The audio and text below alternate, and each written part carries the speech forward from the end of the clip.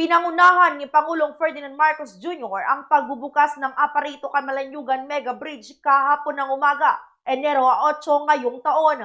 Sa kanyang mensahe, sinabi ng Pangulo na maganda ang disenyo at napatunayang matibay ang tulay matapos na unang isagawang load testing bago ang kanyang pagbisita. Bukod dito, sinabi ni Marcos na nakumpleto ang proyekto sa itinakdang panahon at nasunod ang budget. Sinabi ni Marcos na posibleng maging modelo ang nasabing tulay sa buong bansa. Nagbiro pa ang Pangulo na nagtatampo ang lalawigan ng Isabela dahil sa mabilis na natapos ang nasabing tulay.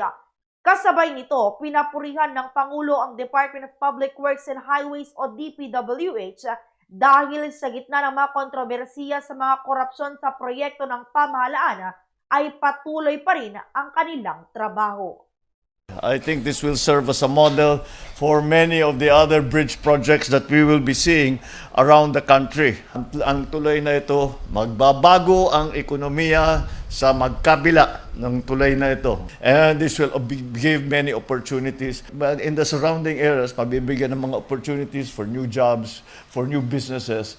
And I'm sure that you will feel the effects, the economic effects in a very short time.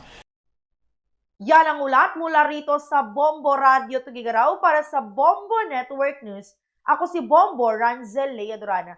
This is Bombo Radio Philippines, the #1 and most trusted source of news and information. Basta Radio. Bombo!